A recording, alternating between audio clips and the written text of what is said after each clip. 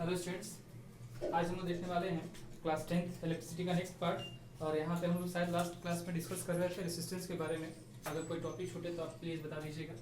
Resistance के बारे में हम लोग डिस्कस कर रहे थे, रेसिस्टेंस का डिफिनेशन क्या होता है हम लोग डिस्कस कर चुके थे। Now we have to discuss something more about resistance. तो रेसिस्टेंस किस किस चीज़ पे डिपेंड करता है, on which factors resistance depends. तो रेसिस्टेंस डिपेंड करता है 4 फैक्टर पे। पहला फैक्टर है लेंथ ऑफ अ कंडक्टर, यानी कि जो कंडक्टर जो वायर आप यूज कर रहे हो उसका लंबाई कितना है। दूसरा है एरिया ऑफ क्रॉस सेक्शन, यानी कि एरिया ऑफ क्रॉस सेक्शन का सिंपली मतलब समझिए थिकनेस ऑफ द वायर, यानी कि वायर कितना मोटा है, पतला है या मोटा है। थर्ड नेचर, यानी कि किस सब्सटेंस का मटेरियल बना हुआ है। And fourth one is temperature. ठीक है, इन चारों चीज़ों पे डिपेंड करता है चारों चीज पे डिपेंड करता है क्या, तो रेसिस्टेंस। रेसिस्टेंस कैसा है इनका आपको याद होगा, दैट इज ओम। ठीक ना, चलिए अब आगे देखते हैं। अब इन पे कैसे वो डिपेंड करता है चारों पे, तो आपके लिए बस दो मोस्ट इंपॉर्टेंट है, एनसीईआरटी मीनिंग के बारे में डिस्कस किया गया है, ये दो पे ही हम लोग ध्यान देंगे। ठीक, तो resistance of a conductor is directly proportional to the length, यानी कि अगर हम लोग बात करें रेसिस्टेंस का, तो जितना लेंथ बढ़ाएंगे उतना ही अधिक उसका रेसिस्टेंस जो होगा वो बढ़ जाएगा। ठीक है, दूसरा अगर हम लोग डिस्कस करेंगे तो resistance is inversely proportional to area of cross section.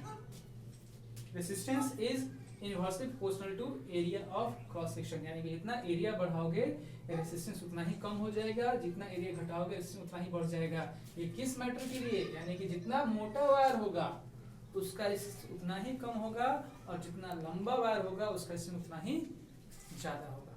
मोटा हो तो रेसिस्टेंस कम, लंबा हो तो रेसिस्टेंस होगा वो ज्यादा। ठीक, थर्ड हम डिस्कस करें नेचर। नेचर डिपेंड करता है किस सब्सटेंस से बना हुआ है। आप लोग देखते हो जैसे कि अगर हम एक कॉपर का वायर ले और उसी जगह पे एक हम आयरन का वायर ले, ठीक ना, तो कॉपर का वायर का रेसिस्टेंस कम होगा, आयरन का वायर का रेसिस्टेंस जो होगा वो ज्यादा होगा, क्योंकि they are made up of different materials, different elements से बने हुए इस कारण से। तो third nature and fourth one is temperature. Temperature के बारे में हम लोग ज़्यादा डिस्कस नहीं करेंगे, क्योंकि सारे मटेरियल के अलग अलग होता है। जैसे कि अगर आप एलॉयज की बात करोगे तो टेम्परेचर बढ़ाओ या घटाओ जल्दी कोई फर्क नहीं पड़ता, लेकिन अगर प्योर मेटल की बात करोगे तो प्योर मेटल में आप अगर टेम्परेचर बढ़ाते हो तो उस समय क्या होगा कि उसका रेसिस्टेंस जो होगा और बढ़ जाएगा। ठीक है, रेजिस्टेंस और बढ़ जाता है, यानी कि यहाँ पे हम लोग डायरेक्टली प्रोपोर्शन इनवर्सली प्रोपोर्शनल का साइन यहाँ पे नहीं लगा सकते हैं। एक खास पैटर्न पे वो डिपेंड नहीं करते हैं, खास पैटर्न जिनके लिए है वो बस किसके लिए है, तो लेंथ के लिए है, एरिया के लिए। तो we have two equations now that R is directly proportional to L and R is inversely proportional to area. जब हम लोग इन दोनों कंबाइन करते हैं, दिस वाज 1 एंड 2, जब हम दोनों कंबाइन करते हैं then R is directly proportional हो जाएगा L/A। ठीक है, अगेन जब हम लोग यहाँ से इस प्रोपोर्शन को साइन हटाएंगे then we have to take a constant. ठीक, then we have to take a constant, this constant known as resistivity. ये क्या है, ये है कांस्टेंट है, और इस कांस्टेंट का नाम क्या है, इस कांस्टेंट का नाम है रेसिस्टिविटी।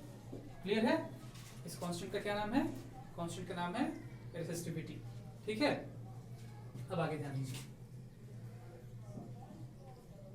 अब हमारे पास एक फॉर्मूला आ गया, R equal to rho into L/A। ये रो जो था वो कांस्टेंट था, और ये जो रो किस पे डिपेंड करता है, तो rho depends upon nature and temperature. ये किस पे डिपेंड करता है, ये डिपेंड करता है नेचर एंड टेम्परेचर पे।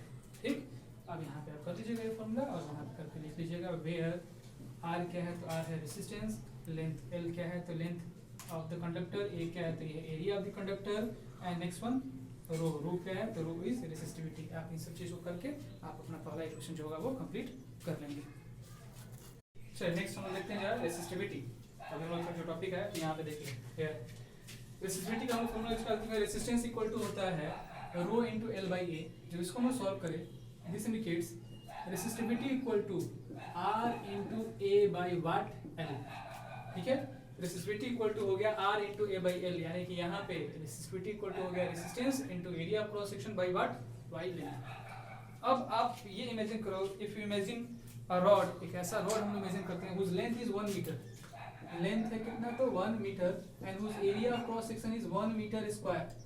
तब क्या होगा, इस केस में रो इक्वल टू हो जाएगा R into 1 metre square by 1 metre, solve किए यानी कि इट इज R मीटर।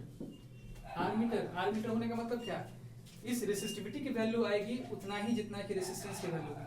ठीक है, तो हम लोग कह सकते हैं कि the resistivity of a substance is numerically equal to the resistance of a rod of that substance which is 1 metre long and 1 square metre in cross section. यानी कि कह सकते हैं कि एक सब्सटेंस की रेसिस्टिविटी न्यूमेरिकली इक्वल होती है उसके रेसिस्टेंस के अगर वो सब्सटेंस 1 मीटर लंबा हो और उसका एरिया ऑफ क्रॉस सेक्शन जो होगा वो भी कितना हो, तो वो भी हो 1 मीटर।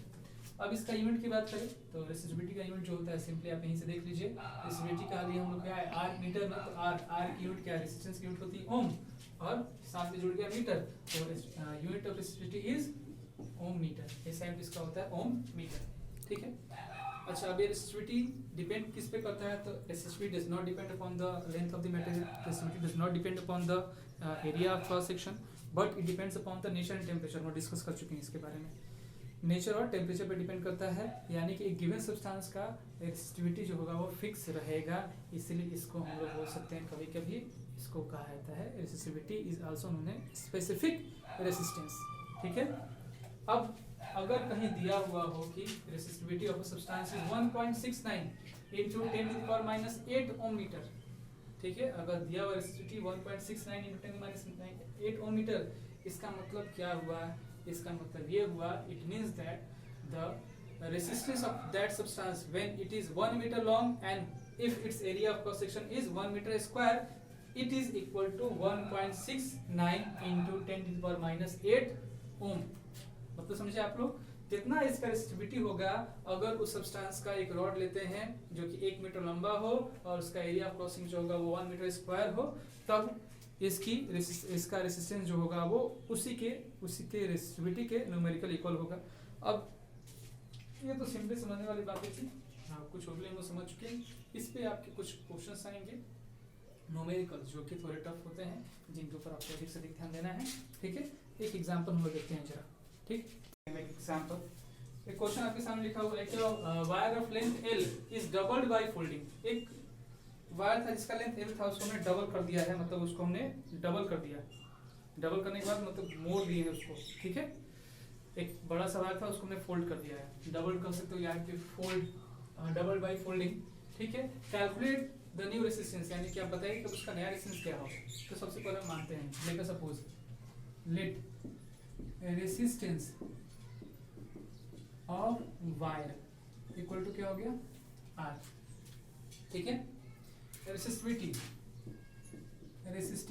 हम लोग मान लेते हैं वो कितना हो गया रो। ठीक है, length LENGTH, length equal to हो गया L and area equal to क्या हो गया, एरिया इक्वल टू हो गया A। ये था गिवन कंडीशन में। देन R इक्वल टू क्या था, तो R इक्वल टू हो गया resistivity into L by A। यही था ना formula, resistance equal to rho into L by A। ठीक, अब कंडीशन 2 लिखते हैं, व्हेन इट इज फोल्डेड। तो जाहिर सी बात है जब इसको फोल्ड किए हैं तो इसका लंबाई कम हुआ है और इसकी मोटाई यानी कि मोटा हुआ है, तो उसका रेसिस्टेंस जरूर चेंज होगा। तो हम लोग मान लेते हैं कि रेसिस्टेंस इक्वल टू हो गया R डैश। लेंथ की बात करोगे तो एक लंबा था उसको 20 से फोल्ड कर दिए, तो लेंथ उसका कितना हो गया, तो उसका लेंथ हो गया L/2। एरिया जब आपने उसको 20 से फोल्ड किया तो वो मोटा हुआ पतला हुआ, जाहिर सी बात है मोटा हुआ, और जितना मोटा था उसका डबल मोटा हुआ, यानी कि उसका एरिया कितना होगा, तो एरिया हो गया 2A। ठीक है, अब इस हिसाब से अगर हम लोग इसका R डैश निकाले, और सॉरी रेसिस्टिविटी, तो रेसिस्टिविटी ये किसी भी सब्सटेंस की चेंज नहीं होती है, तो रेसिस्टिविटी क्योंकि सेम मटेरियल है तो कोई भी चेंज नहीं है, वो वही का वही रह गया। अब इस केस में हम लोग R डैश की अगर वैल्यू निकालते हैं, R डैश इक्वल टू क्या हो जाएगा, it is rho into L by A। तो L की जगह पे हो गया L/2 और A की जगह पे हो गया 2। ठीक है, ये हमारा नया लेंथ L/2, नया एरिया 2 है। जब इसको सॉल्व किए तो रो इनटू L/4 है। ठीक है, it is now rho into L/4 है। जब हम इसको सॉल्व किए तो हम लोग इसमें से 1/4 निकाल लिए, रो L/A हमारे पास बच गया। ठीक है, अब ये बचा तो हमारे पास रो इनटू L/A पहले क्या था, then it was earlier resistance यानी कि प्रीवियस रेजिस्टेंस। तो हमारा जो नया रेजिस्टेंस था वो क्या हो गया, तो नया रेजिस्टेंस जो हो गया वो प्रीवियस रेजिस्टेंस का 1/4 टाइम्स हो गया। और इसमें न्यूमेरिकल्स आते हैं, जैसे कि आपसे सीधे कहा गया कि एक वायर था, उसका resistance wire was 6 ohm and it is folded, it is double by folding calculate the new resistance. तो हम लोग सीधे यही फार्मूला यहीं से निकालेंगे, ठीक, यही ट्रिक अपनाएंगे। R डैश इक्वल टू क्या होगा, तो प्रीवियस रेजिस्टेंस का 1/4, यानी कि प्रीवियस रेजिस्टेंस आपका 6 ओम था, तो नया रेजिस्टेंस हो गया वो 6/4 यानी कि 1.5। अगर 10 होता तो नया रेजिस्टेंस कितना होता, तो होता 2.5। अगर 20 होता तब नया रेजिस्टेंस कितना होता, एग्जैक्टली दैट विल बी 2.5। ठीक है, चलिए इतना ही, आगे हम लोग नेक्स्ट क्लास में देखेंगे। Thank you.